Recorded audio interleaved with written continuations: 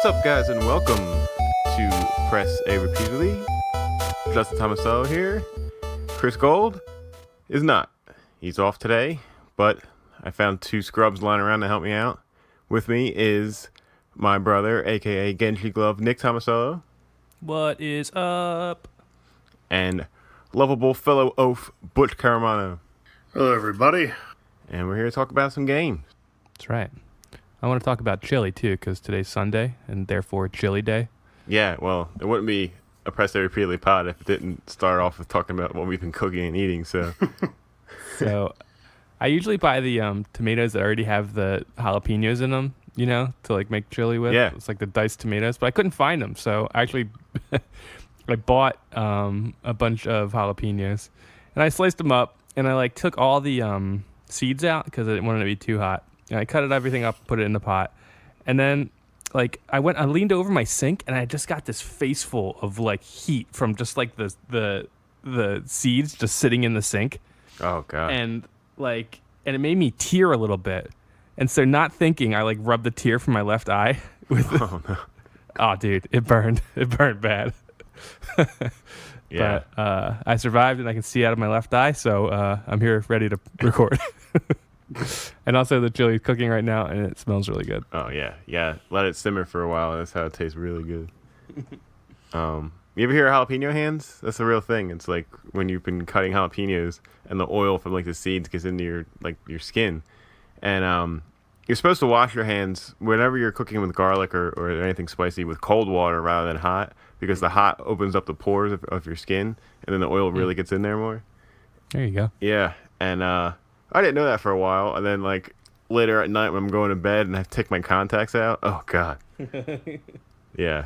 Have you ever done it right after and have to go to the bathroom right afterwards? After like if you cut some peppers up or something, and you go to the bathroom and you shake, and life sucks for about 15-20 minutes. That sounds bad. Yeah, that is awful. But enough about food. Let's get moving here. With Butch and Nick, today we're going to have round 3 of our video game True or False.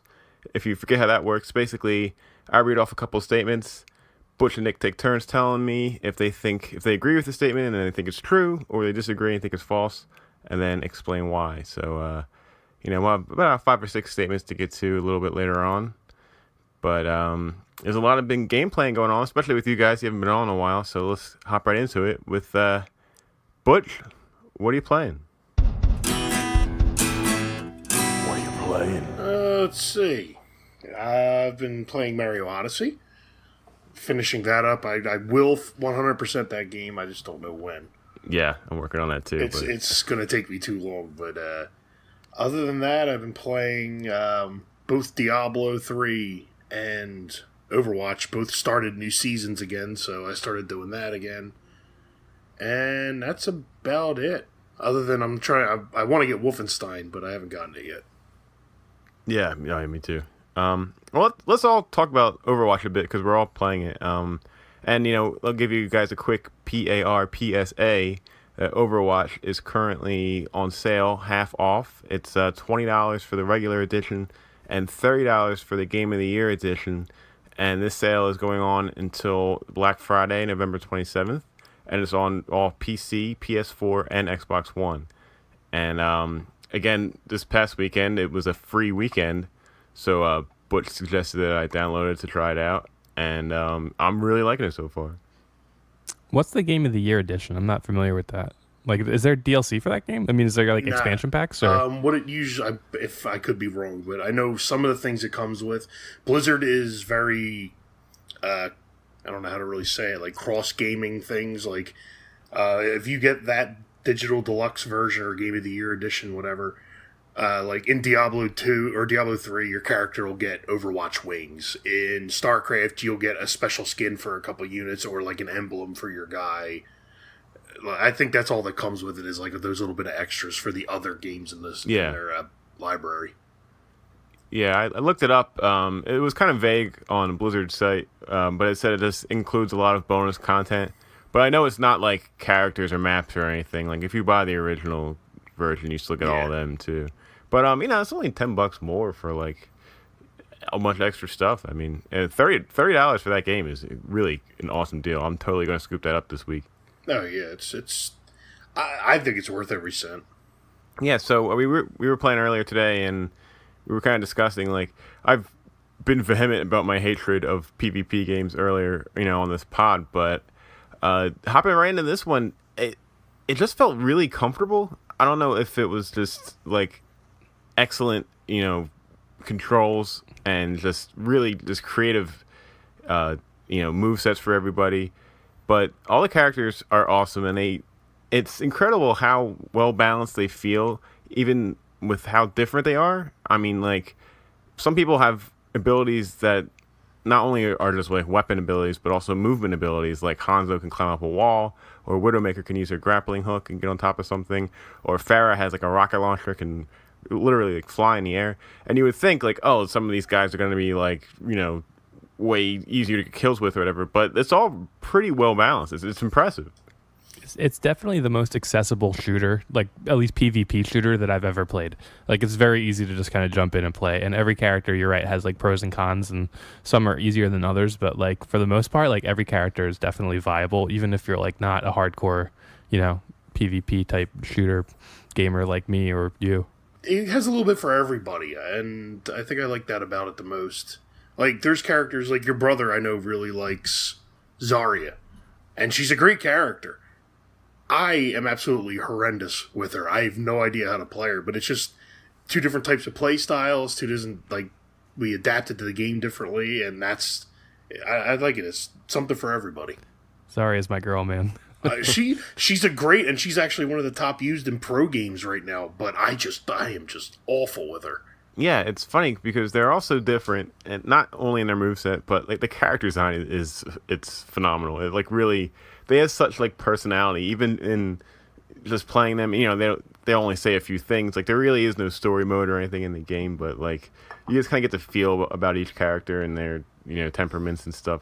And sometimes they'll kind of have a little bit of banter back and forth with each other. That's kind of cool. Mm-hmm. The game's got a lot of charm in it too, I gotta say. There's a lot of hidden stuff in there, a lot of like Easter eggs for Blizzard fans, and just like a lot of the environmental stuff lying around looks really awesome and like interactive. Like I like how you can shoot a basketball off the table and then the basketball will like bounce around. Like there's a lot of really small stuff that's really cool too. The map design's awesome. I haven't played them all yet, but I really like the one in Japan with all of the cherry blossoms. Hanamura. Mm-hmm.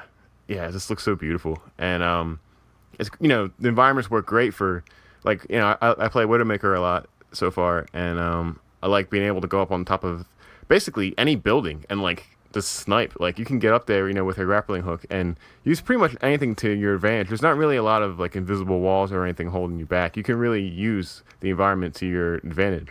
I hope that they add like a PvE mode that's like more regular than, I know they do it occasionally for like the special events or whatever. But like, that's, I would love to see that kind of like, team versus enemy kind of thing.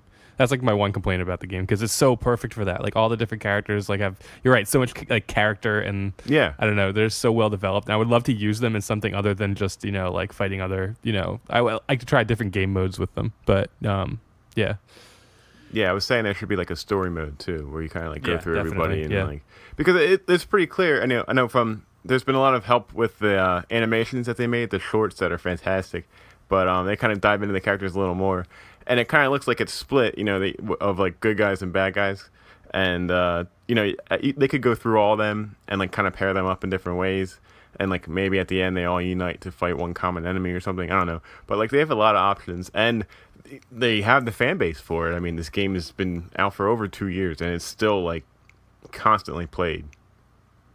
Nick, what have you been playing, man? Well, I played and beat Mario Odyssey, which, I mean, you guys have already talked to death about, but, I mean, damn. Yeah, but we haven't had your guys' opinions, so feel free. Yeah, but, man, like, what a joyful game, Like, that's just the word I use to describe it. It's just you just have fun playing it, and I know it's kind of lame. It's not lame, but, I mean, it's just like, people forget about that when you're talking about games. It's like, did I have fun playing this? And if the answer is like absolutely yes for Mario. Yeah. But Still messing around in that world. Yeah, totally. I don't think I'm gonna go back and get all 999 stars though. I think I'm kind of like, at least for right now, I'm kind of just putting it on the back shelf. Like I beat it, I got like I think 300 and something stars maybe, or moons. But I don't think I'm gonna do the whole completionist thing. Yeah. Maybe I will. But like I'm kind of going back. But what happened was actually after we discussed like gaming backlogs, I went back and I finally beat Zelda. Right. And so I beat Zelda, and the ending was, I enjoyed it. I agree. I can see where some people had some issues. I'm not gonna obviously spoil or anything, but the ending to that game wasn't like universally as well received as the rest of it, and I can understand that. Initially, like I was like, okay, cool, I beat it, I can put it down, I can move on to other games. But then I was just like, I just, everything came flooding back to me of how much I enjoyed playing that game through the first time. And so I started a new game actually on Master Mode. I was like, I'm just going to play around on the Great Plateau and, just kind of get a sense for the beginning of the game. Because I thought the beginning of that game is so strong, And then here I am, like 30 hours or so, like later in Master Mode. I like bought Amiibo because I like want to do the Amiibo thing, and like I'm just loving this playthrough right now. I'm like so more relaxed now because like I know the story, and so I can just go to the parts that I like, and I can ignore the parts I don't. Yeah.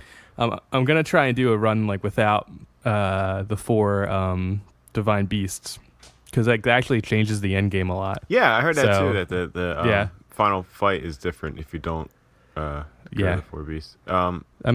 So anyway, but it's like just blowing my mind because this, like, it for me. I know we're gonna get to Game of the Year later, but I mean, just the joy I get while playing that game is just, I'm like, oh my gosh, like it just all came flooding back, and I'm just totally hooked again. Yeah, definitely. I picked it up random times throughout the year, months after it came out, and every single time, like I didn't not want to play it, and that really, for me, says something about a single player game that I've beaten already.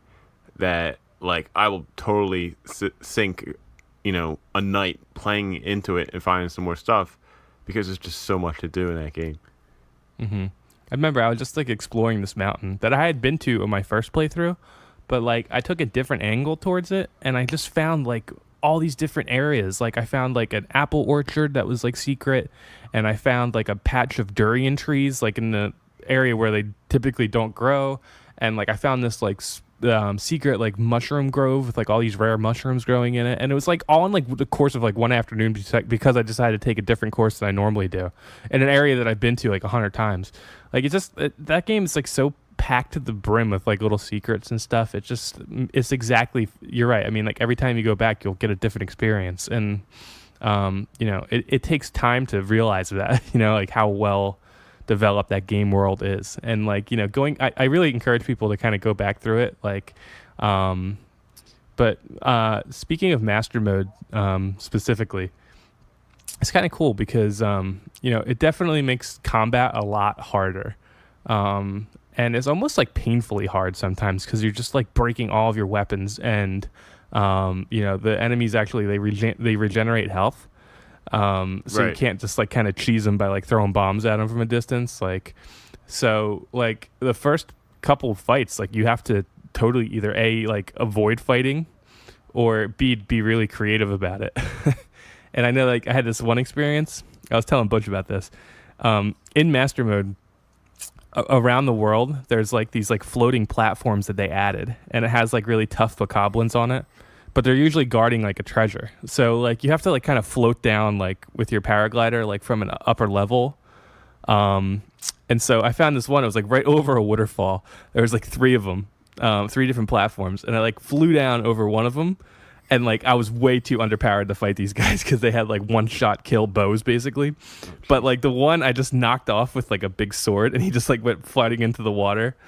I grabbed the treasure and I popped the 3 balloons, and the entire platform just fell to the ground. And so the other guys were like shooting bows at me, and I'm just kind of waving, and like the whole platform just goes off like the waterfall, and I escaped.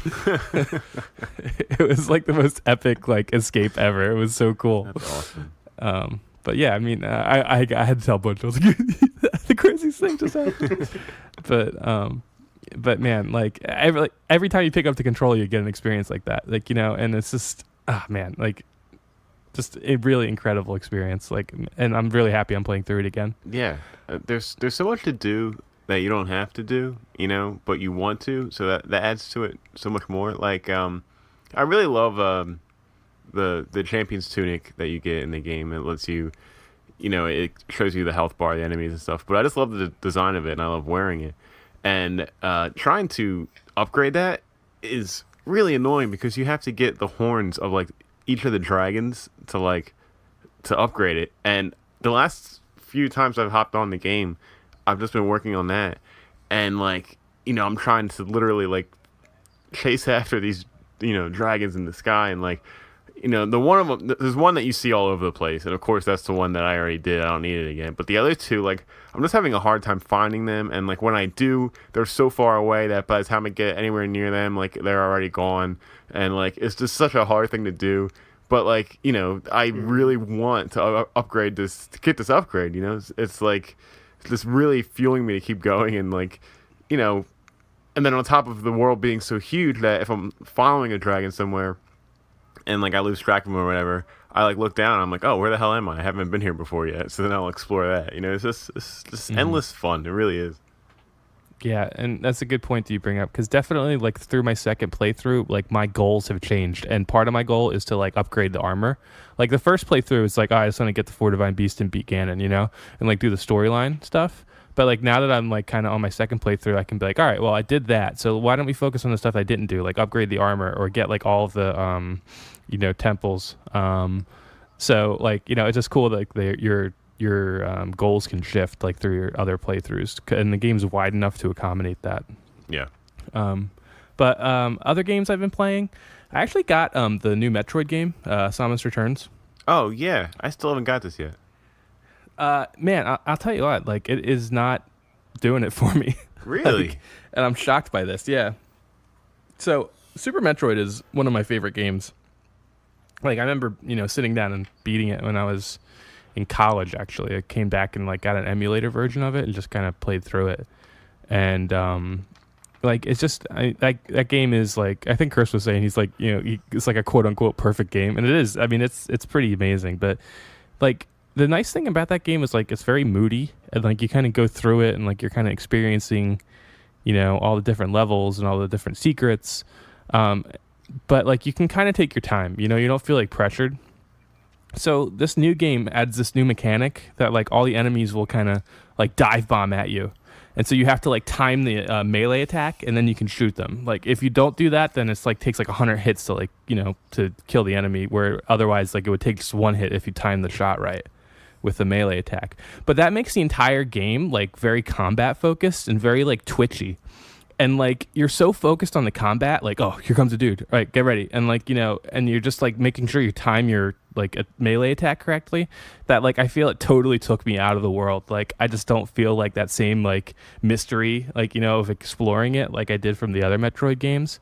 And it's a shame, man, because I'm I was really looking forward to another experience in that world, but it just didn't do it for me. It's an interesting viewpoint. It makes a lot of sense because you don't, like you said, the exploration is such a major part of Metroid. Are you talking about every enemy you have to do that for, or just when you fight one of the Metroids? No, basically every enemy, all these little bats and you see all these little guys crawling on the ground, and if you don't, they will continue to hit you over and over and over again, and it's it's hard, but you're so so worried about every enemy, which I guess is cool. It's the whole new challenge thing, oh, let's make it hard. But it just totally took me out of the world. So you're just trying to oh, how can I make it through this area without getting killed, rather than how can I search this area for secret areas or secret walls or whatever. Yeah, I don't know. It didn't do it for me. I don't think I'm going to go back to it. Yeah, it's interesting. But other than those games, honestly, not too much. Yeah, not really. I haven't even played Lord of the Rings recently. I've been kind of preoccupied doing other stuff. Yeah. Getting married. Yeah, getting married. Going to Hawaii. Going to Hawaii, doing that. I was actually looking at houses today too, so that was the whole thing. But yeah, all this adult crap. Right? I know. But at least Zelda's there. And, I'm just realizing how much I love the Switch as a platform too, because like Annie's over and like she'll be trying to sleep, and I could just hook up my headphones and play Zelda on like a portable Switch like while I'm in bed under the covers, and it doesn't disturb anybody, and it's also playing Zelda. So like man, what a great idea for a console. But I don't want to rehash that. I just need to point that out. Yeah, definitely. I've been bringing it with me to work, and like if if I'm doing something after work, like sometimes I'll do laundry at the laundromat near work, or if I'm staying at Dave's that night, I stayed at his place a little bit while he was away, and I just brought it with me, and like I'm playing a full-fledged Mario game on the couch on this little screen. It's like, we're almost at a year of the Switch being out, and it still really feels a bit surreal, right? Like it's crazy that you can play these games anywhere. And I still gotta say, like, I know the battery life for like Zelda and Mario is like about 3.5 hours, but I still think that's pretty impressive for these humongous games to run that long on that, And then like for the lesser games, it's up to like 6 or 7, and like it's pretty great. Oh yeah, to expect any more than that is actually kind of, I don't know, outlandish, I'd like to say. Yeah. Because you're running something that's, damn near 1080p and running as smooth as it does. And yeah, I don't think there's any downside of it running for 3.5 hours. Yeah, because I was thinking about it, and I feel like it's kind of unfair because it's almost like people are never satisfied. They're never getting enough, right? Like, oh yeah, we can play a game anywhere we want, but we can only play it for 3 hours. Like, come on. Yeah. Like, this is... You're playing Breath of the Wild while you're taking a dump. Like, come on. Yeah, no, exactly. 100%. And so who doesn't remember the friggin' old brick Game Boy? That thing used to suck batteries down like nothing. Yeah. Yeah, 4 AA. Yeah, and they would be drained in like 4 hours, if you were lucky. Yeah. This is a little bit off topic, but are you guys going to get Skyrim for Switch? I'm still thinking about it. I tweeted a bit about this over the week. I really am... I think that $60 is a bad move, charging a full $60 for this game that came out in 2011. I know it's like the updated version with higher res graphics and stuff, but I think if you want to sell these units, I feel like if you want to sell more, you would lower it a bit, Because I feel like there's a very large amount of gamers that don't only have Nintendo, they have PC, they've got a PS4, so they've played it before. So if you want them to buy it again, give them a reason to. Like, I don't think just the fact that it's portable is enough to justify a full $60. Nah, I'm probably gonna wait until it goes down to like $20, $30, somewhere around there. In my heart, I believe you that $40 is probably. I mean, $60 doesn't justify the portability, but then I hear people on Twitter saying like, I just can't believe I'm playing Skyrim on the go. And like, when it first came out, like just the thought of having like a Skyrim that you could take with you, like, I mean, that game specifically out of like all other like games, like it was just like meant to be portable. Like taking that whole world with you would just blow your mind, So I think for some people they do justify that price, and you're starting to see it, man. Like I said, everybody like on at least that I follow on Twitter, like a lot of people are playing it and enjoying it. Yeah, no, I'll admit a lot of what I've seen online is people buying it and not having a problem with that price, and they're going to enjoy it. It's the game they already own. They already know they like the game. Mm-hmm. The most important thing is just how monumental it is to see this AAA M-rated adventure game coming out on a Nintendo platform, and not alone, also with Doom and Wolfenstein. I give Bethesda a lot of credit for kind of going all in. They're the first AAA publisher to really like kind of pledge allegiance to Nintendo and really believe in the platform. Yeah, and we need Nintendo fans need these developers to kind of take a bit of a risk, to get in there and to show that, hey, this can be done. These big games can happen. And, it's really exciting, but I'm really looking forward to a big AAA game being released at the same time on all the consoles, like a new thing to come out on everything at once. Like that's what I'm looking forward to, and we're almost there. It's going to happen. I mean, after these sales figures came out for the Switch, there are a lot of third-party developers that are biting at the bit to try to get on board now. The problem is we're past that window where like the next big push, the next like well, obviously holiday season's already going to come and go, but like you're not going to see them next year at spring or summer. You're not going to see these games until like 2019. That's the only downside of it. There's actually a really good YouTube video. The guy's name is Arlo, and he's a Muppet. You ever see him? Oh yeah. On YouTube, and he actually did a really good. He does really good videos about Nintendo, but he was saying how basically they've been hitting their release dates over the last year. Before they would announce something and you'd be like, oh, it's going to come next year, and it would never come next year. It would have been delayed endlessly. But he said for this Switch window, for this first year, they said oh, you're going to get this game this month and this game this month, and they just came out exactly on time. So he's wondering if that's a whole different strategy the company's trying to do. They're getting games out on time, and will they continue next year, or is it was a really awesome video. I recommend people watch it. That's interesting. I would say a counter to that would be that the last year or even longer of the Wii U was a complete dry spell. So I think that they knew what was coming next, and they had all their studios working on these things, and they just kind of kept it completely under wraps. So when the Switch was announced, these teams were so far in development that they were able to give solid release dates for a lot of this stuff. But I don't know. I mean, they claim they still have a lot more to show that they haven't yet. Next year they have the new Kirby, the new Yoshi, and a bunch of other stuff that they're starting off the year with. And I mean, you're totally right about the month thing, because I saw an infographic somewhere. It was from March when the Switch was launched, they had every month, and every single month had a pretty big game coming out for it. And if they could stay in that pattern, that's huge. Yeah, not to mention their indie library is growing crazy fast.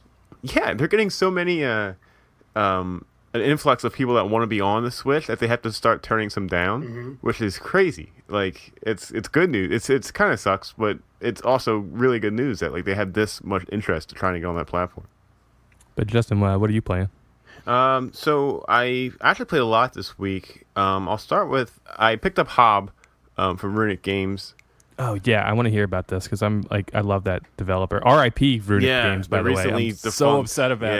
Yeah, it's kind of a bummer.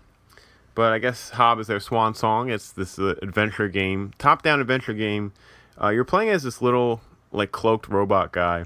And this isn't a spoiler because it happens in the first 10 seconds of the game. But there's this poison is overtaking this world, and some of it gets infected on your arm. And your friend is this giant big robot guy, and he comes over and cuts your arm off, and then brings you back into a different room. And when you wake up, you realize that he took his giant arm off and put it on you. So you're basically kind of like Hellboy almost, how he has that one humongous arm. And the presentation in the game is really it's awesome. It's almost like a watercolor storybook kind of thing, and there's no dialogue at all. It's all the story's kind of told through kind of grunts and groans and hand motions and stuff. Your big robot friend he's kind of guiding you, and he'll just point in a direction, and that's the direction you have to go to figure out what to do next. You eventually find pieces of a sword and put them together, and you build this kind of this. It's this old rusted sword, and you get a shield too. So I kind of was getting a little bit of Zelda feelings of A Link to the Past, maybe of A Link to the Past light. There's a lot of similarities where I definitely got that vibe from the artwork. Yeah. When I looked at it, I was the first thing that came to my mind was Link to the Past. Yeah, it's definitely the artwork. There's tall grass, you can cut it down with the sword and get a heart piece from it and stuff. A lot of that kind of mentality.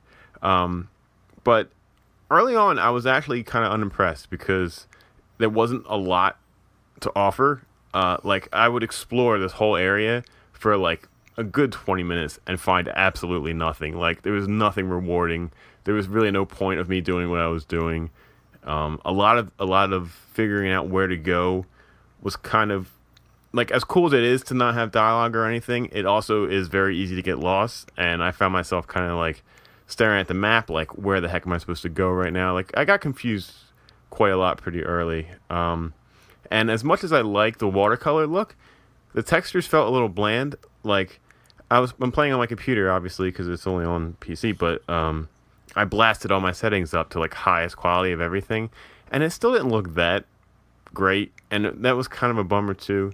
But then, as I was playing more, I started to realize that, well, one, they weren't going for a graphic overhaul. You know, it was more of like a tone. You know, I keep saying watercolor, but that's what I see when I look at it, like painting kind of style. And I really love the fauna and flora of the world. Like, their plants and animals look really awesome, really like intricate, like vines and thorns for the plants, and the animals that wander around. Butch, they remind me of like some of the stuff we made in Spore when we were messing around with that game.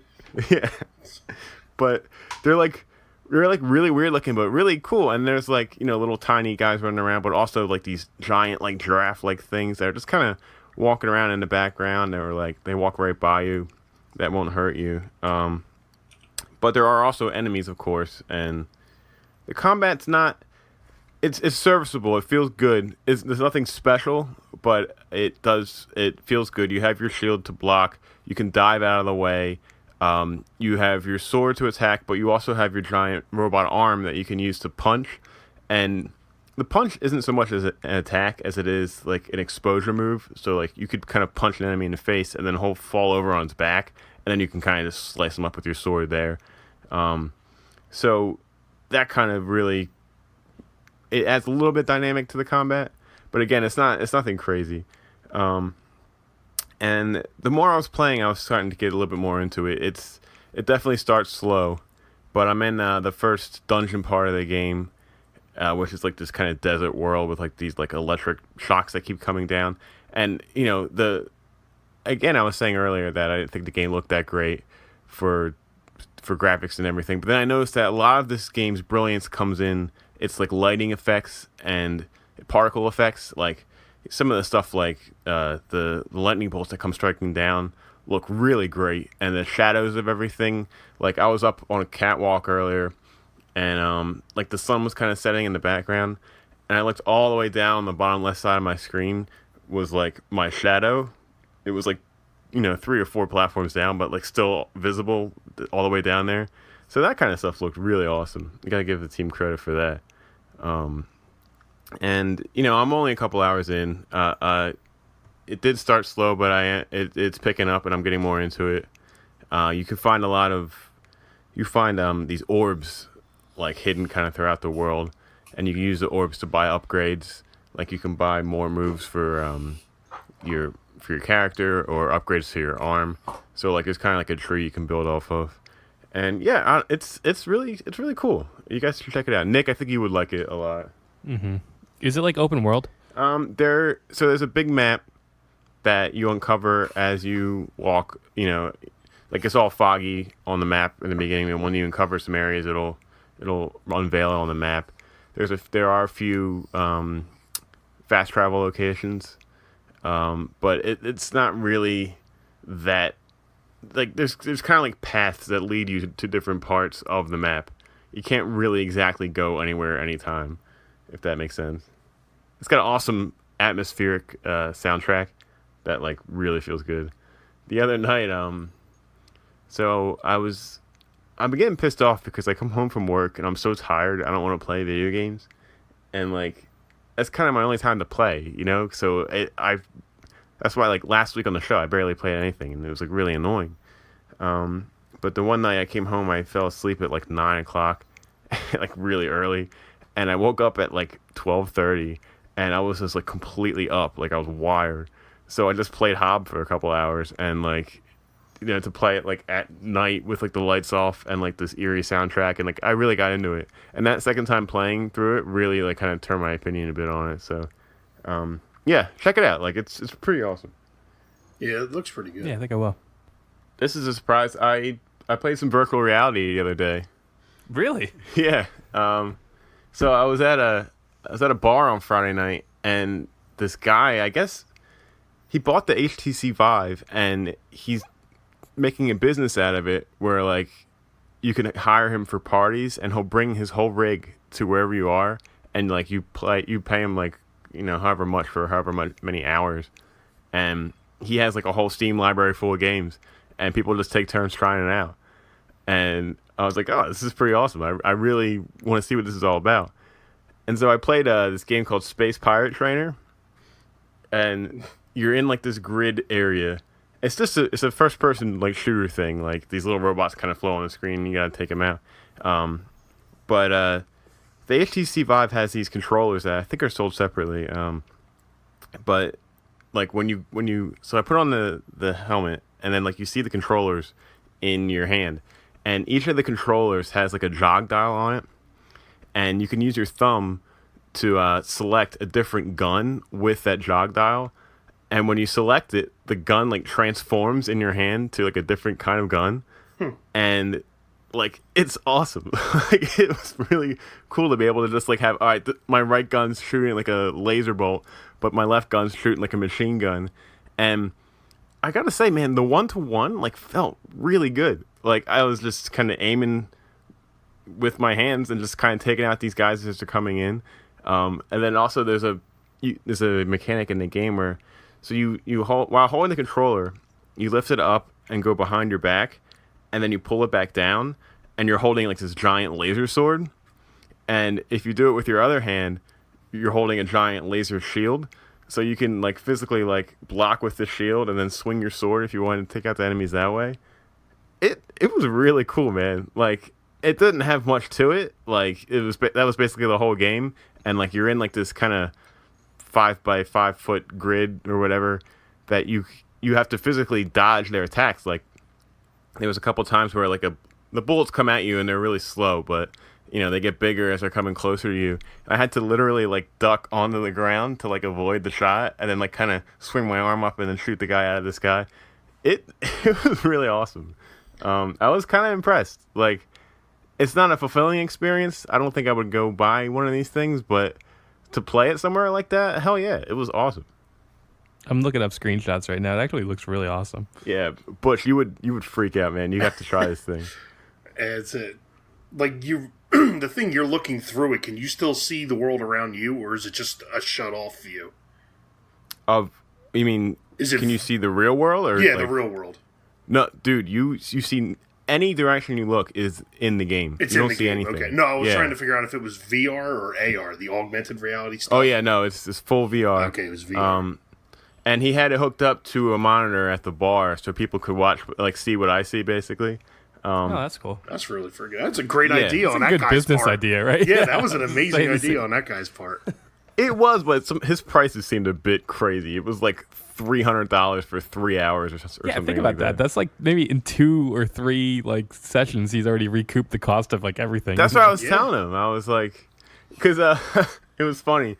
I walked up to him and he's like, oh yeah, so this thing's called virtual reality. And I like kind of like stopped him and I was like, is this the Vive? And he's like, oh, you know the Vive? Okay, yeah. And like he was showing off Google Maps, which apparently is really cool in VR. And he's like, no, like, let me give you something good. And like he put on Space Pirate Trainer, and like, yeah, it was awesome. My friend did like an underwater one where you kind of just like swimming around and exploring the area, and like giant like whale swims by you and stuff. Yeah, it was pretty cool, man. Definitely check that out if anybody is ever doing that near you. Yeah, I mean, I like VR as like that kind of thing, like a party trick kind of thing, but because I've done VR outside of, it was actually way before all this stuff. I played Duke Nukem 3D on the Wildwood Boardwalk in VR, and yeah, it was that was different, but it's fun. But I could never see myself playing a game like that long term. Yeah, so I didn't feel sick at all. I mean, I only played for like 10 minutes. And I was really impressed about the 1-to-1 ratio of like movement. Like it was really spot on. I can't speak for the PSVR or Oculus, but yeah, the Vive was pretty sick. Cool. And they're all going down in price too, which is good. Oh yeah, they are. Interested. Yeah. Let's see. I again played more Mario. I beat it last week. I texted you guys about the crazy endgame stuff that freaking blew my mind. I don't want to spoil it, but I really love how, like, so it took me about 20 hours to beat the game, and it was a very fulfilling experience. But then to see how much more is left and like so much more for you to keep doing, that's awesome. And I know they did that with Super Mario 3D World for the Wii U. 'Cause I know when you beat that game, it kind of gives you a whole new like map, doesn't it? I'm not actually sure. So. I think it does, yeah. And then you can play as Rosalina too. It's like a secret thing. Right. Mm-hmm. Yeah. But friggin' Odyssey, from what I've seen, the end game's bigger than the regular game. Yeah. So those big silver like block things that you see in the world, turns out that they contain like anywhere from like 20 to 40 moons that kind of spread out all over the new worlds again. So when you go back to do them again, you're not just looking for moons that you missed the first time around. There's like a whole new set of new moons also to find. Yeah. So it's awesome. And then you can also buy moons. You can like an unlimited amount of moons depending on how many coins you have. So if you're stuck and if you just need a little bit more to get something, you can do it that way. And I like how it tells you like how many moons you need to unlock something new. Yeah, either the next piece of clothing or like the next world that you can go to. Yeah. So, I mean, they really give you a lot to work with after the game. So, I mean, that's awesome. I just love seeing that stuff. There's some challenging parts coming up too. Yeah. No, I've heard a lot. I've seen some tough stuff. Did you do that in New Donk City, the jump rope challenge? Yeah, I hit 100. So, you did it? Yeah. How the hell did you do that, man? I can't get past Mind-numbingly kept doing it. Ugh. Actually, the first time I ever did it, I hit 80. Really? Yeah, and I was like, oh, that isn't bad. And then every time I went back, I couldn't get above like 50, 60, 50, 60. Like, it was just a fluke, I guess, my first time doing it. I break out into a cold sweat thinking about having to go back and get that star. Yeah, it's just like, no, it's not going to happen. The craziest thing is freaking people, the record is like 15,000 jumps. They have to like automate it or something. I don't know. I would hope I think they have an automated controller. I don't know. But the same thing for the volleyball challenge on the beach The one. volleyball one sucks too. I got to like 70 something I think on that, but yeah, it was like, whatever. At least you can throw your hat for that one. Yeah, that's true. Oh god. But yeah, so that's it for me. Except for I guess we'll even though Chris isn't here, we're going to quickly go into the Indie Arcade. Indie Arcade. And last week, Chris assigned me the game Night Terrors for Nintendo Switch. It's also on Steam. And it's basically an endless runner. You're running from left to right with these NES, really great NES-style graphics. But you can attack, too. You're not just running. You're trying to get points, okay? When you can jump over spikes, you get like 100 points. If you kill an enemy, you get like 1,000 points or something. And you have a progress bar up top. And you have health in your top left part of your screen, and you have enemies missed on the top right part of the screen. For example, if an enemy comes at you and you don't kill it, but it gets by you, it counts as a missed enemy. And if you get up to 3, then you lose that round. And also, of course, if you take 3 hits, you lose that round. But it's kind of a combination of a lot of different minigame style things, of like an endless runner, maybe like a beat 'em up kind of thing. But also, like, you remember that game like Jetpack, where like you basically like kind of click on the mouse button to go higher, or let go of the mouse button to drop, and you have to fit through like tight spaces. So you're a knight that can like spread wings, and like you can fly. And so not only are you attacking enemies, not only are you jumping over spikes, but you're also kind of avoiding like there's these like stakes that kind of come in that leave like a very small window for you to fit through. So you kind of have to navigate that too. And this is all the main normal mode of the game. And I think there's 5 modes of the game, and the more points you get in each mode, you unlock the next mode. And I unlocked the first mode was normal. The second mode was Flight Terror, where you have to basically fly the whole time instead of running, and basically try to get through a level that way. And it's fun, but it's tough. It's like really hard to. You need to get 50,000 points in one go to unlock the next mode, and the farthest I've gotten so far is like 25,000. It's pretty brutal. Yeah, I'm looking at videos. So the game is called Night Terror. Night Terrors, but night is spelled with a K-N-I-G-H-T. Oh, okay. Because there is a game called Night Terrors that they're working on. It's like an augmented reality game. I'm like looking it up on my phone right now. Oh, really? And that's like different, and it looks really creepy actually. But, yeah. So this is more distinction. Yeah, this is a 2D runner. It has like these NES style graphics that like they really look great. Like it looks cool actually. No, it reminded me of the amazing workarounds these guys did. Back in the day of building character design and level design and stuff using just what they could and what color palettes they could, and like it's just really impressive. It's got a kick-ass soundtrack to go with it. It sounds really good. Yeah, Nicholas. I was gonna say Nicholas produced this, right? Yeah. Binding of Isaac. They're awesome. Yeah, they did Binding of Isaac, and they actually did the game Creepy Castle that I gave Chris to play last week. Mm-hmm. They've done other games too. There's one called I think it's Castle in the Darkness. I think it's called. Which is like another like 2D kind of side-scrolling, exploration, kind of like Mega Man-ish type game too. Yeah, I could definitely see. But and they're just like the masters at like these like redone pixel art games. Yeah, and it's a super simple idea. It's only got 2 buttons. One is attack and one is jump. That's all you need to do.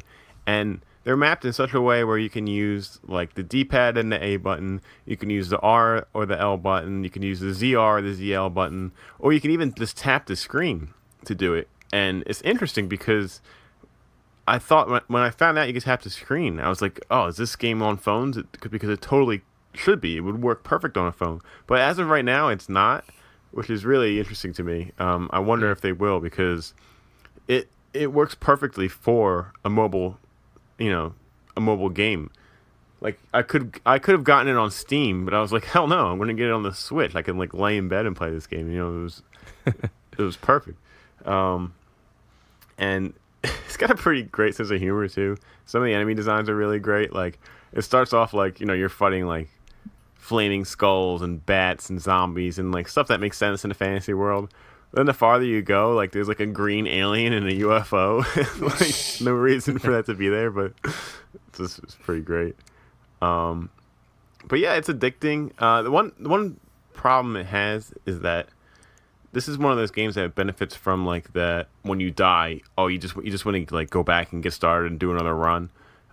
But it has a obnoxiously long loading screen for some reason. I really don't know how that happened, but whenever I die on a run, like I have to wait like, I know it sounds ridiculous, but like almost a minute to get started into another game. But like it should be instantaneous. Like if it was instantaneous, like I would be playing this game like way more. It'd be harder to put it down, But like when you're kind of sitting there waiting for the next round to start, it's kind of a bummer. I know it's a small thing, but there's also these power ups you can get.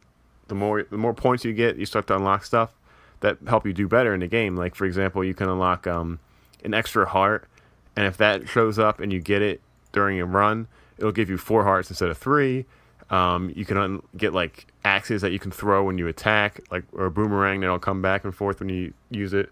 So the more you play the game, it gives you these items that help you, I guess, advance farther and get higher scores to eventually unlock all the modes. So it's pretty cool. It's for what it is, it's $3 on Steam and Switch, and yeah, it's a lot of fun. So if you want something just quick to mess around with, check it out. I hope it comes to phones, because I don't ever really play games on phones, but if that came out on it, and it totally works with it, because you can press the left side screen to jump and the right side screen to attack, like I would totally get that. So yeah, it looks interesting.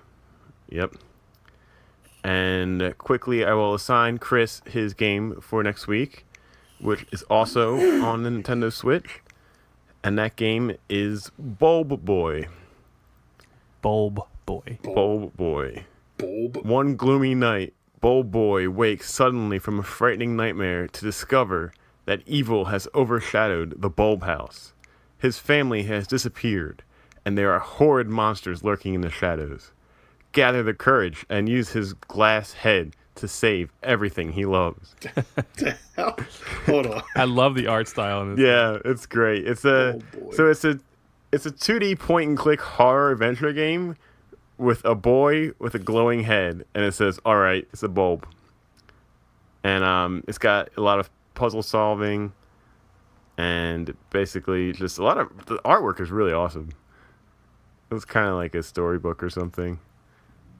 But Markiplier played this. Oh, did he really? It looks interesting. Yeah, it's like cute and gruesome at the same time. Like, it's a pretty interesting mix. I mean, Or gruesome. Gruesome, if you will. There you go. Yeah. And Good pick. I might play this too. I was about to say, Yeah, go for this it. actually looks like something I might want to get. I'm thinking the same thing. You guys are all being nice to each other again. Yeah, I know. I saw one that looked absolutely terrible, and I almost went for it. But maybe I'll save that for another time. It's the holiday season. Yeah, Keep it in your back pocket. even a charitable Right. mood. Maybe just in case he gets a little out of line. Yeah. All right. What do you guys say we take a quick break, and when we come back, we will dive into round 3 of video game True or False.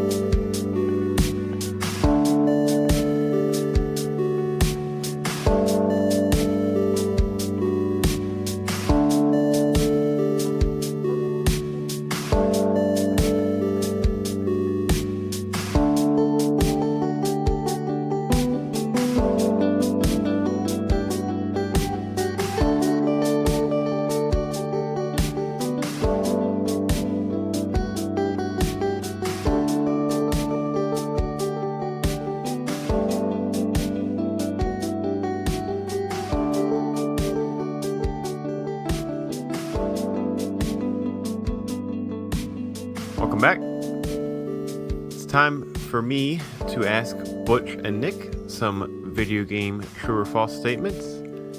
We've done this a few times on the show, but never with these two chuckleheads, so let's get it underway here. I'm excited because this is like my favorite segment, and I like playing along at home. So like now I'm in the hot seat, so I'm like ready to go. Let's do this. Fun fact: I stole this segment from ESPN's NFL Live when I used to watch. Yeah, they did this with like all the teams and like ask them questions and stuff, and I always thought it was pretty cool. So, yeah, I will give full credit to Trey Wingo and the guys over there at ESPN. But all right, here we go. Butch, I'm going to start with you for this first one. It's pretty topical. Overwatch will be released on the Nintendo Switch. I'm gonna have to say false. I don't see Blizzard Activision pushing that game onto there. They don't really have. Well, I mean, if they updated the online functionality, I could see maybe, but for the foreseeable future, I do not think they'll go down that road. That's a good point, Butch, but I'm gonna say true. I think we're gonna see it on the Switch at some point, but only because Switch is selling like gangbusters right now, and I think a lot of companies are thinking about getting on board, and I'm pretty sure I mean, yeah, I guess Blizzard doesn't always play by that game, but like, that game definitely could run on a Switch, Like, I don't think it's that high demanding. Blizzard stuff never is that demanding, They're really good at optimizing it. Yeah, Exactly, right. And like it totally could, I believe, like fit on that architecture. And I'm telling you, like, if Switch keeps selling, then there's no reason for them not to port it onto there. I think that's just like free money for them. So I'm gonna say true. Although I do agree with Butch that unless the online like matchmaking architecture is fixed on the Switch, then it's gonna be a hard sell. But I still think it's true. Yeah, that is a really good point. I'm kind of torn on this one too. I think that cross-platform play is starting to become a thing. For a while, it was no one ever thought about doing it, but Rocket League is doing it, and I think PlayerUnknown's Battlegrounds is doing it when that comes out on consoles. And I could totally see like a game like Overwatch being the first multiplayer game that has everything. Maybe not PC because you're using a mouse and keyboard, but like all the three main consoles or something kind of linking together to do something like that. And we have another question about that we'll get to later, but I don't know. But yeah, I mean, the Switch is the hot thing right now, and everyone's jumping to it. Everyone's porting their stuff over. And if you want a game that is a huge community, it has a huge community of players, right? But one community is completely isolated from, like the Nintendo fans, to be able to bring that to them, that could be huge for Blizzard. But again, good point about the matchmaking, because it's something that Nintendo needs to get figured out. So maybe within a year or something where they kind of revamp their whole online matchmaking stuff, it could be a possibility. I don't know. It's a tough to make a call on that one. Yeah. Hard-hitting commentary. Yeah. It's a tough one. Yeah, but we'll see. All right, let's move on. Nick, with this next one. Monster Hunter World will finally be the game that hooks the West on the Monster Hunter series. I'm going to say true, but I would like to probably point out that I think I don't buy the narrative that Monster Hunter has never done well in the West. Like, I think of the recent Monster Hunters, I feel like, I don't know the numbers, but I feel like they've done pretty well on 3DS, like in the West. And I think like as every game comes out, like there is a larger and larger like player base. So yeah, do I think that this game's gonna? I mean, they're hyping it, and that Sony's definitely hyping it as like the next big thing. And for me, I think it's probably my most anticipated game coming up. Certainly for PS4, but maybe out of all consoles. But I'd say yeah, true. I think it's going to, the way that they're hyping it specifically in like I think it was what show was it recently that they showed it? It was that trailer and I think it was the Paris Games week. Yeah, I mean like that was one of their main their main showcases. So I'm gonna say true.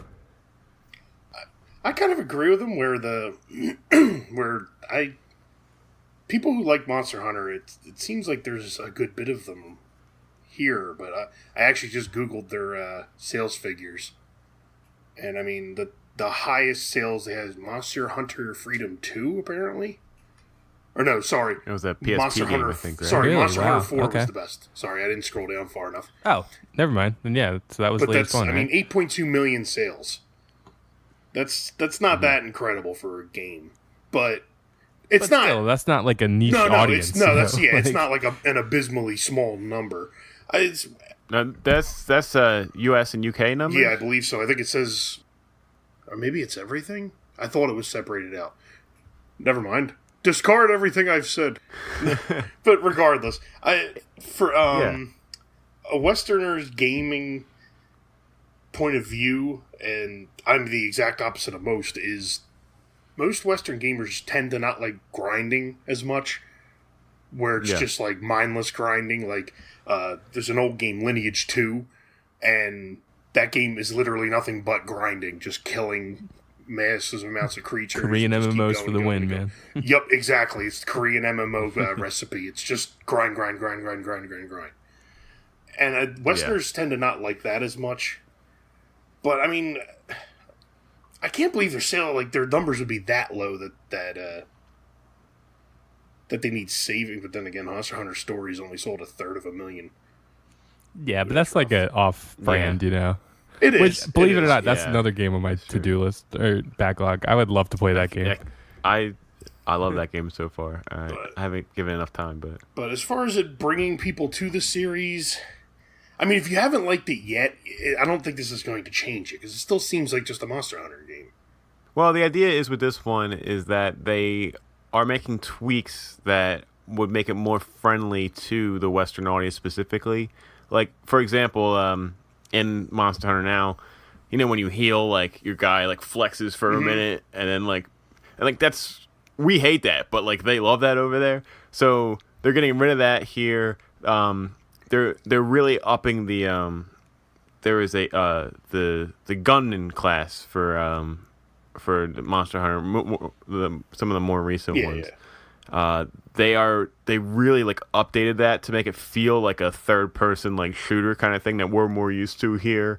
Like, so they're really trying to kind of make this like a Monster Hunter if it was developed by like a whole, you know, Americanized team.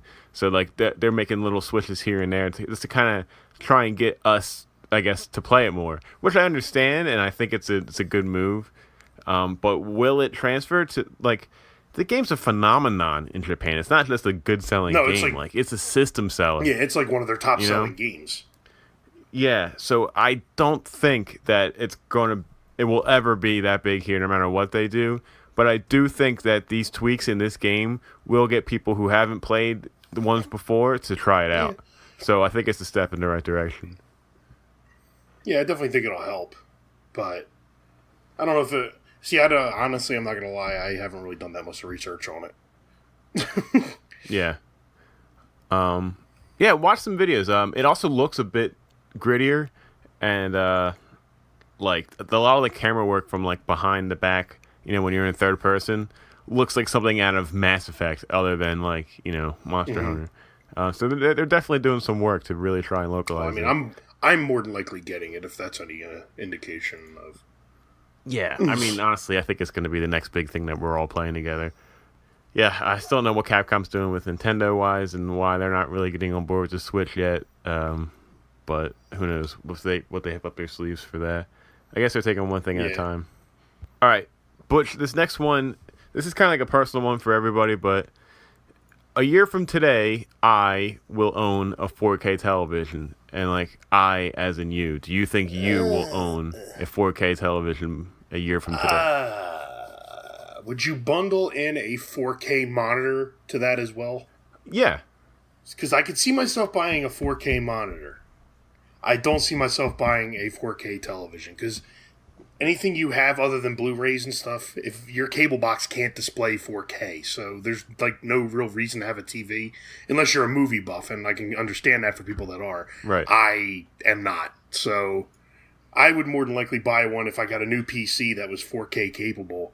I would be more inclined to buy a new monitor that's 4K than a new television. For me, I say false. I have no interest in 4K television. I have no interest in a 4K monitor. I think 1080p for me is beautiful. And maybe I'm an old man, but I think, number one, the costs of 1080p gaming for both PC and I guess for consoles too is way cheaper than 4K.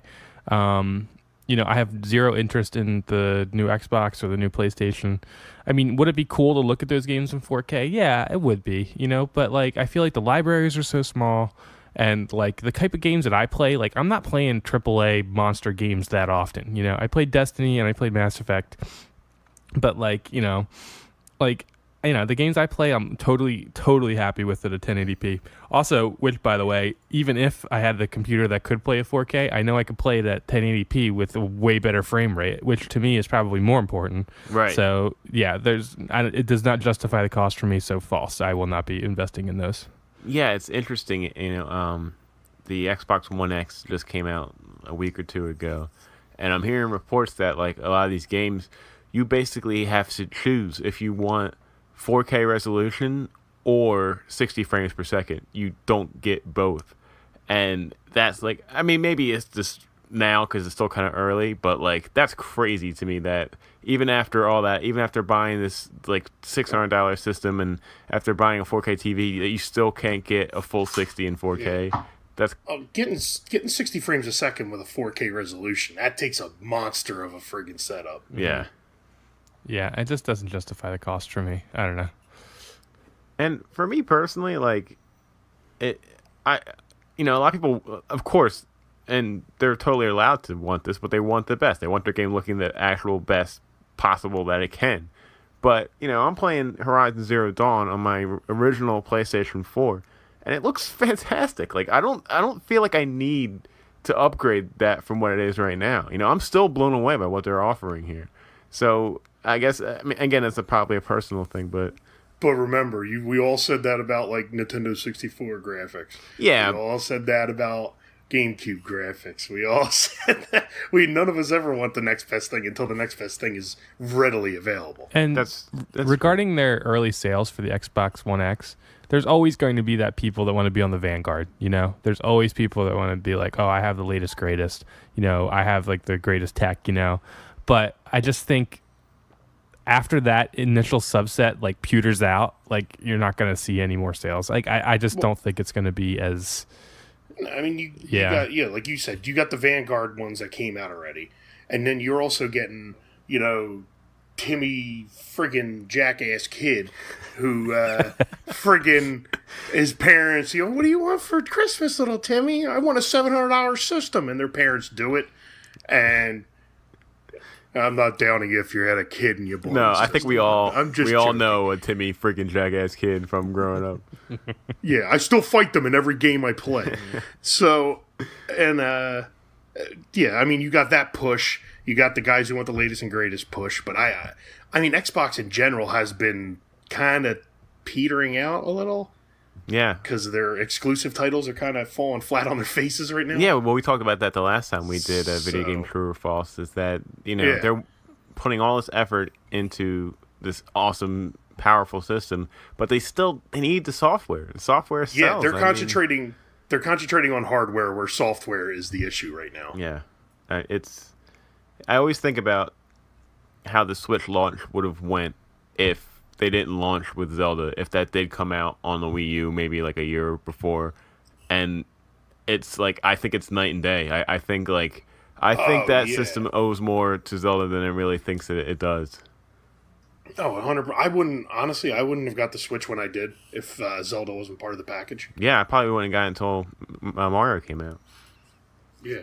I might even waited longer than that. Yeah. All right, moving on here. This is what I was hinting at earlier. Sony will eventually buy in to cross-platform play. And some background on that is that Rocket League just came out on the Switch, and Rocket League is cross-platform with all Xbox gamers and all PC gamers. And they reached out to Sony, and Sony said, no, we don't want to do that. And,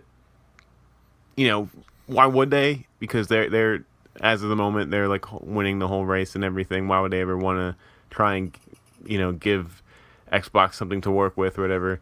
But I don't think it's the best move. I really think that platform play is something that we could make work, and it could be a good thing for the industry as a whole. But as of this moment, they are totally not into it. Do you think they would ever change their stance on that? Eventually, the answer is yes. I think we will eventually get to that point.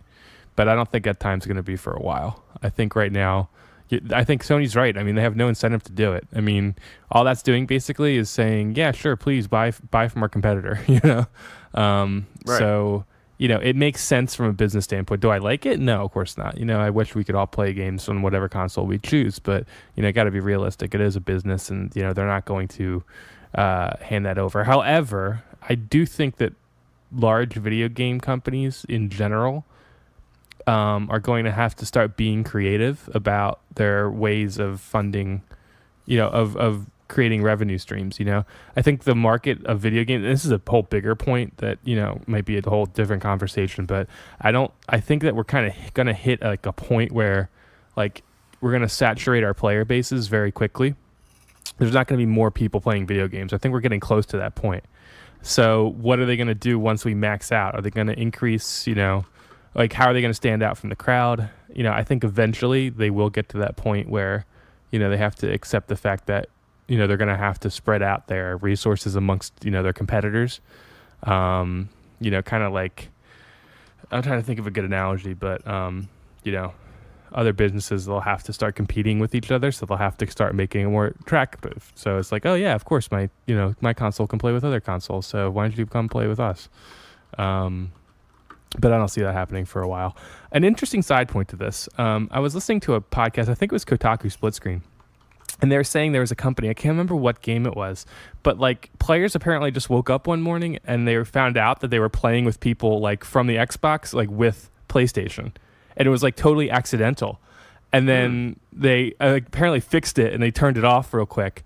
But like people were saying, they're like, is it really that easy that you can accidentally, like put it, like enable crossplay? So like the technology is like there, it's like it is ready to roll. But like you're exactly right. It's purely a business decision not to do it. So, but yeah, I don't see it happening anytime soon. But I think it will. I'm in the same boat. I think it's bound to happen eventually, but it's not going to happen within the next few years. If you think of like, say like Xbox, for instance, if their sales figures are looking kind of crappy, if all of a sudden in the future they decided to, we can, our console now, you can play with the Switch, you can play with the PC, and you can play with Xbox, and they all play together. And if PS4 is the only one not participating in that, if that does happen, that's a good way to boost your sales and, angst out that guy that's refusing to join, because now you have a higher chance. Like if you own an Xbox, there's three systems total that somebody could own. That if say you just met somebody or whatever, that there's 3 consoles or 3 platforms that they could own, and you can still all play together. It's a lot less restrictive. Yeah, and I think eventually everybody will be on board just because the sales numbers are going to push it in that direction. But same thing is, I don't think it's going to happen for a pretty good while. Yeah, it's a great point. And I know a lot of advice people give parents when they're trying to buy a console for their kids. The first question they always ask them is, what are their friends playing on? Because you want your son or daughter to be able to play with their friends on the same area. And in the future, if it doesn't matter anymore, you're right. Like I feel like there's going to be a total like shift of sales, and it might actually hurt the industry more than help. So I don't know. It'll be interesting to see how that's going to unfold, and kind of watch it happen in what games and how throughout the year. So that's still the criteria I use for getting a system. Are my friends getting it? And in that case, I'll get that one. Unless it's Nintendo, I'll buy Nintendo systems. But let's be honest. I mean, my friends are buying Nintendo systems. I was going to say, we're all going to get Nintendo systems, though. So, I mean. All right, Butch, next question. There will be another mainline Zelda or Mario game in the Switch's lifespan. True. 100% true. There will definitely be another Zelda, I believe. A Mario... would you count, like, a Mario Maker 2? No. I'm talking like... You're talking about, like, mainline story. Okay. I don't know if there would be a... Well, that's a tough one with Mario. Zelda, I feel like... Honestly, I think the next stage of, the successor of Breath of the Wild was already in development before they even sold Breath of the Wild, because they held off on the system for so long, or on releasing the game for so long, so it would come out with the Switch. They didn't just sit on their asses the whole time. Right. I mean, yes, they refined Breath of the Wild, of course, and they had, working on pushing it, putting it from the Wii U to the Switch. But I have a feeling that they're closer to one than we think they are. And I think by, 2019, you might see a new one. True, absolutely. Just like there was a Galaxy and a Galaxy 2 that used the same assets, And just like there was an Ocarina of Time and a Majora's Mask that used the same assets, I think absolutely this early in the console's life cycle that there's going to be Odyssey 2 and there's going to be a Breath of the Wild 2 using the same assets. And I think nobody's going to complain about it. Nope. It's going to be easy to develop. They've already been so critically acclaimed that they can ride those coattails for a while. And I know me personally, if I just had the exact same Breath of the Wild in a new world with just like new quests and stuff, I would totally eat that up for $60. Absolutely. Like all day long. So yes, I think true. There's no question. Yeah, I was going to ask you guys if you think they would be in the same engine and if you think that it would be like an Odyssey 2, or like a whole new Mario experience. But yeah, I agree with you. And I actually like the Majora's Mask comparison because if they did, the same engine as Breath of the Wild, but like a different gameplay style, that would be really, really cool. And, if they kind of made it twisted and a little bit darker or something, like, of course we'd all be on board with that. Mario, I would like them to do something completely brand new, but I always think in my back of my head, like, where are they going to go from here? Like, how are they going to do something brand new, But I remember thinking that after Galaxy and then seeing Odyssey, it's like, okay, so they know how to create something brand new. It's just really interesting to conceptualize what that might be. Here's a question. So I know Breath of the Wild, like as soon as it came out, they already had plans for DLC, right? There's going to be DLC Pack 1, Pack 2, blah, blah, blah. Like, they have to have DLC for Mario Odyssey, right? And if so, what's it going to be? Maybe some new worlds. Yeah. I don't know. I feel like if there was going to be DLC, we would have heard about it by now. How could they not, though? I mean, it's got... Because everybody, they make so much money on that season pass. Right. Like that's always what they push, and there was no season pass. But, like, that game is, like, super saturated right now. Like, there has to be, like... I mean, I don't know the numbers, but I'm assuming it's going to be close to Breath of the Wild numbers for people who own Switch. So, like, how could they not make another additional revenue stream there? It just makes no sense to me. There has to be some DLC coming. I just don't know what they could do, Yeah, Waluigi. Fiscally, it definitely makes sense. Yeah. Waluigi pack. Yeah, I'd buy that. Waluigi World. Wow. Yeah. Oh, man. All right. That brings us to the final question for video game true or false. And if you've been listening, the final question is always kind of a goofy one. And this one is: a new Banjo-Kazooie game will be announced within the next 2 years. False. Because rare. Period. I was going to say, that's pretty cut and dry, right to the point. I'm going to say false, but I wish it was true. Nuts and Bolts 2. No, not that goddamn game. A real Banjo-Kazooie game. Oh, God, I love Banjo-Kazooie. The only reason why I would say true is that this past year has shown like a breath of life in platformers. And yeah, but I don't know. I just like Ukulele was poorly received. Some of those other games were better received, but definitely not selling. Like I don't know. It would be nice. It would be nice. We need a Chameleon Twist 7 and Buck Bumble 5. And Grant Kirkhope is best buddies with David Soliani, the guy who did Mario and Rabbids. Yeah. So I think he's going to be, working with him. Which, by the way, whatever that team comes up with next, I'm all for that too, because that game was by the way, their sales figures are ridiculous. Mario and Rabbids? Yes. Yeah. I've heard that. They sold like crazy. Really? Dude, I'm telling you, man, that game is a pleasant and happy surprise. And I'm actually looking forward to going back to it at some point, but don't sleep on that game. It is really funny and charming. I've been meaning to pick that up. I never got around to it, but that's like probably on my number one on my list of games that I really want to pick up. Yeah, don't sleep on that. It's a good question. Would they bring XCOM to the Switch? That'd be awesome. Can we just spend like the next 30 minutes just like daydreaming about games we went on the Switch? Yeah, right. Things I'd like to be able to play on the go. Yeah. The Sims. You know what the Switch needs? A good MMO. Oh God, don't get me started. every day that Phantasy Star Online 2 is not announced for America, like on the Switch, is a day that my soul like cracks even further.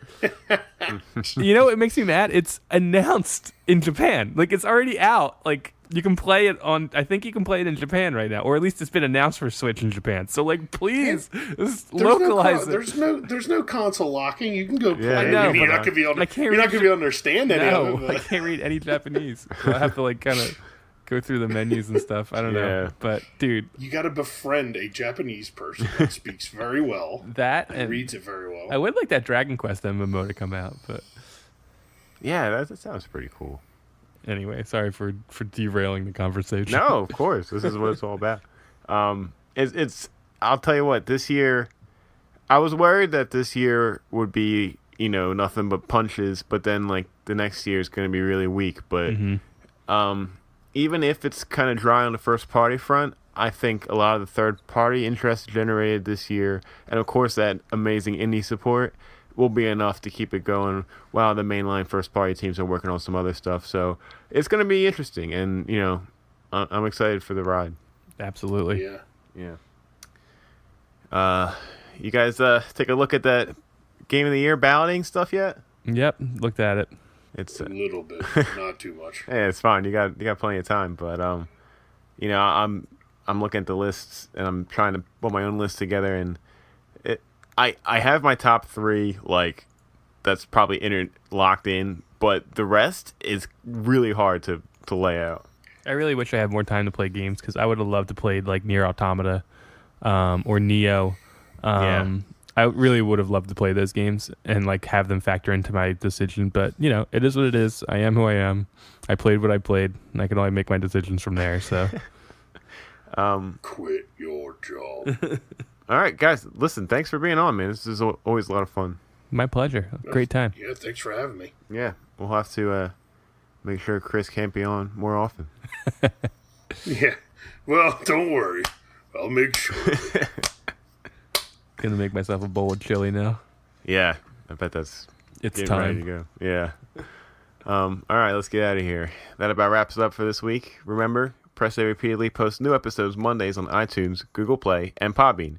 If you like what you hear, please take a moment to rate and review the show or tell your friends about us.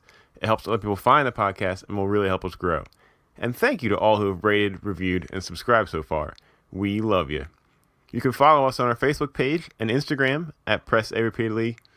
On Twitter, we are at Press A Repeatedly. I'm at Oaf7724. Chris is at Seagold113. Nick is at Genji Glove. And Butch has no Twitter. Woo!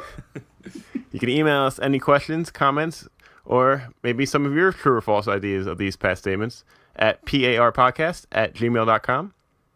And that's all for this episode. Justin, Nick, and Butch signing off. And remember, to skip past the embarrassing kill cam of you getting wrecked, press A repeatedly.